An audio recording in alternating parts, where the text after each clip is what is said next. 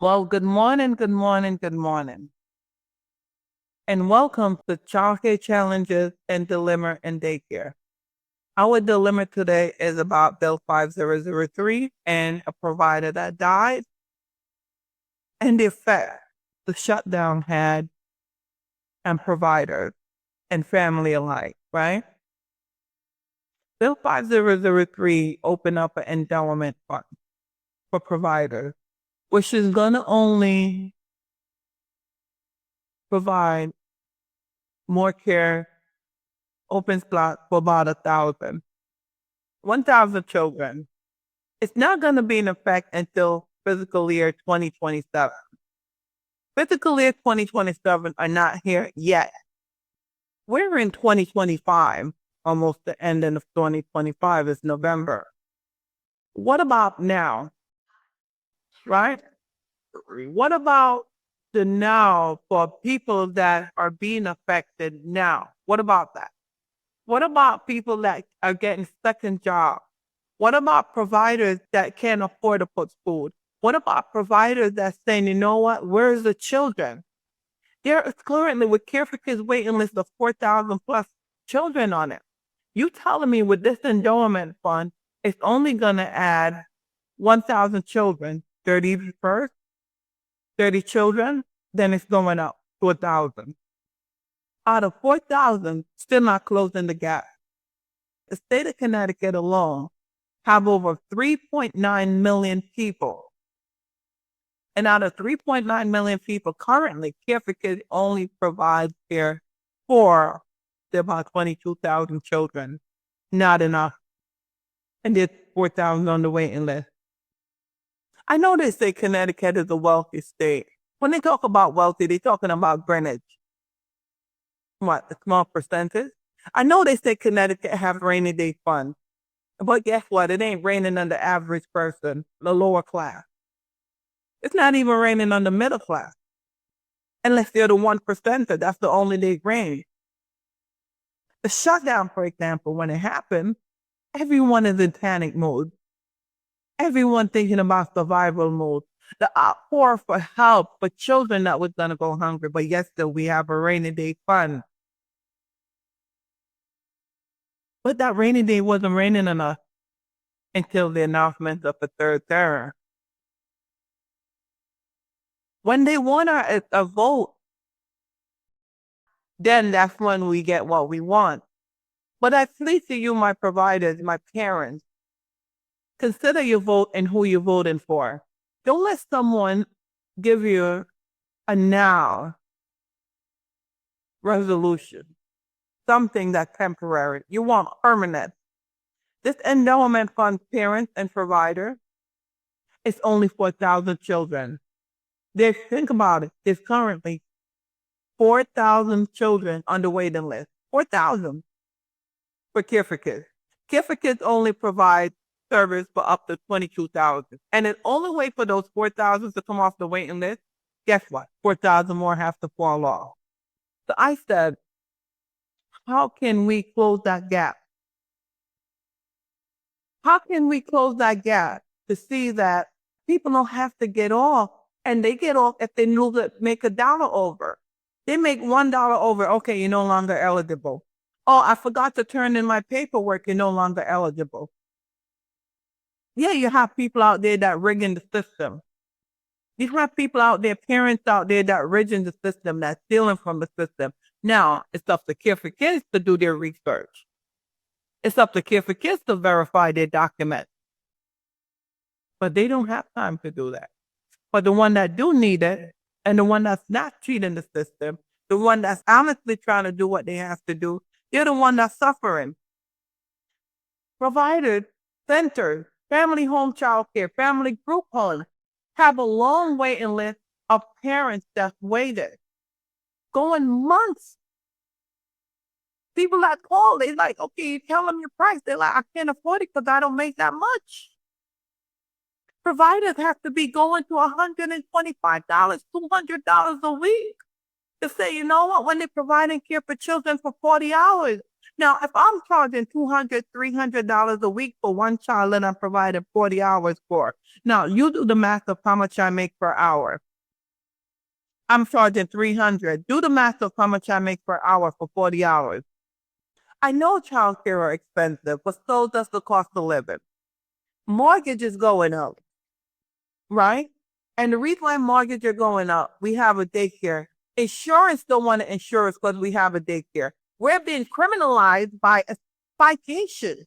And the insurance goes on the 211 website and see the citation. Guess what? For a plug, a socket. So they say unsafe hazard. Unsafe hazard, the parent don't know that it's just a cover in the outlet. It's just a piece of paper on the floor. It's just that leaf that's outside that we did that they didn't get to blow because they're sitting there trying to make sure your child is educated. Parents are not knowing that. Oh, medical record. Oh, parents forget to sign the paper. That's not being put in there. And this endowment fund, like I asked them, Bill 5003, are they going to be able to fix that for providers? With me, criminalized while on the record for 5 years, right? For a socket that wasn't covered, unsafe hazard. The parent, when you see unsafe hazard on the 211 website, and now it's going to link to this portal that they have, it's not for your children unsafe where they're going to get hurt. That's not what it's for. All we see is not itemizing why it's unsafe. And we fix it, and we fix it, put the plug on it right when they're there. They still do not put on it that it was fixed while they're there. So my parent, when you see unsafe hazard in these per portal, call the providers, have them explain it to you. Because as a parent, you see unsafe, you worried. Oh, I don't want to bring my children in someplace that's unsafe. And now we're going to have a second portal in Bill 5003 that was that. Now we got to be Head Start ready in Bill 5003. Now we have family large child care that's got to be happening, which we could add up to 12 children. There's nothing wrong with the educated professional development. There's nothing wrong with getting more education. There's nothing wrong with making sure that you educate yourself so you could be there for the children that you love, the community that you serve in. Now, well, my thing is that health insurance, off topic. Health insurance was an issue on topic, but it's off topic. Health insurance was something that I've advocated for day one. We have a provider, unfortunately, that passed away last month. Fear of going to the doctor because she had no health insurance. And you know who this affects? The immigrant community. And this is why people tell me I'm a target. I have to speak up for us, whether I'm Hispanic, Dominican, Jamaican, Republican, Cuban, whatever. I don't care what. We're immigrant. We are one. I don't care if we're Puerto Rican. Guess what? All our culture is the same. It's just a different dialect. And that's who it affects, the immigrant community. Because why they're afraid to speak. They're afraid that, okay, OEC is going to come in and I'm going to lose my daycare. And that's the fact. They're afraid of the retaliation. They're afraid of when inspector comes in and inspector sit there and cite them for something. Inspector close their daycare. They're afraid to speak because of the backsplash. So this young lady was afraid and didn't go to the doctor and lost her life. But she's afraid of the system. And instead of taking a break, and this is what I'm telling y'all, parents, believe me, we providers, even though we're in our home, we do need a break. That's why we take some holidays and we take vacation. This lady lost her life and leave her children without a mom. As mom and dad, you know that nobody could love your children better than you do. So she stood there and she left her kids because of fear. I'm not afraid. Yeah, they come for me many times. I know there's not a lot of providers like me that would say they okay have the finance to say, let me hire a lawyer. And this is the thing that I'm gonna sit in, I'm gonna try to stop, but we need to fight. So the endowment fund is to provide back on topic, to provide 1,000 slots. Fiscal year 2027 is starting. We're in 2025. It's here not and yet.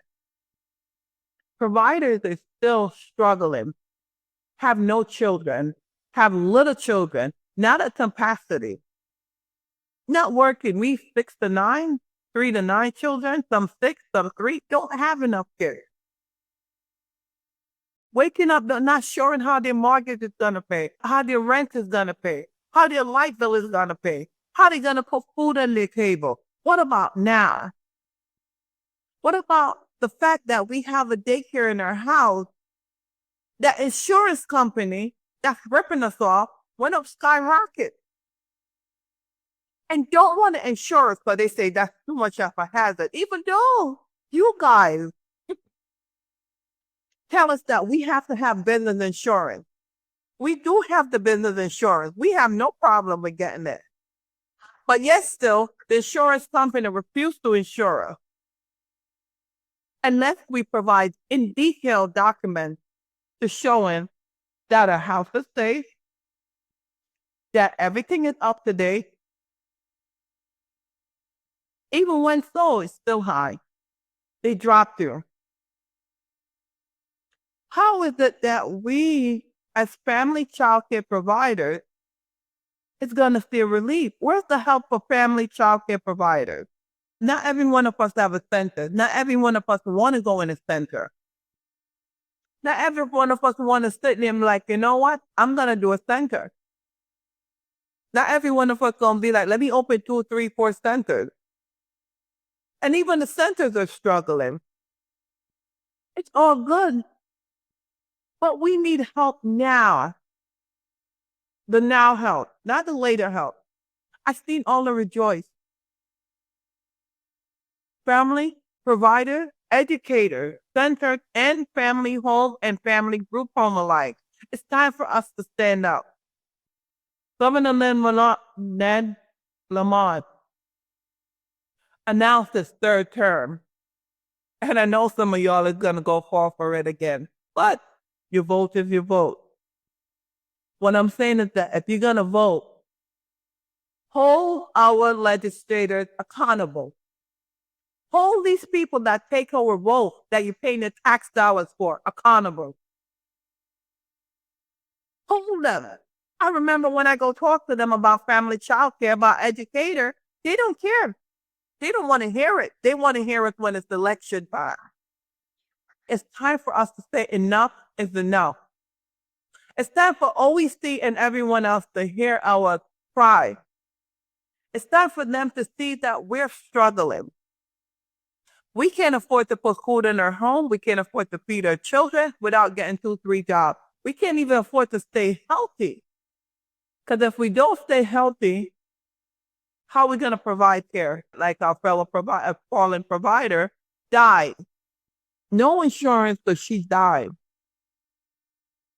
It's time for us to sit there and stand up and run. It's time for us to sit there and do what we have to do to help one another. It's time for us to make our voice be heard. It's time for us to tell them that, listen, we are someone. We're valuable. We're not glorified babysitters. We educate these kids. We put time. The children spend more time with us than they do with their parents. And our home, it's time to stand up to these insurance companies that's sending our insurance up, so skyrocketing and dropping us because of these inspections that we're being criminalized again. That parents are not knowing, listen, it's just a socket that's been covered. That parents didn't know that, listen, it's just a wire. Unsafe. Outside hazard unsafe. Parents not knowing the leaf outside that didn't blow. Parents don't know that someone walking their dog and their dog pooped there and you didn't even see it. And then by the time you get to it, it's too late. That's the unsafeness that they're putting on us. Not that we're hurting the kids. Not that the children are getting hurt, but those are the things that are being held against us for 4 years in our record that we've been criminalized. According to them, they said it's the federal guidelines. So guess what? I'm going to look into it to find out if that's federal guideline. And if this is only the state of Connecticut where it's happening, or it's happening across the 50 states. And like I said, until next time, like, share, and subscribe. And thank you for joining Childcare Challenges and Dilemma in Daycare.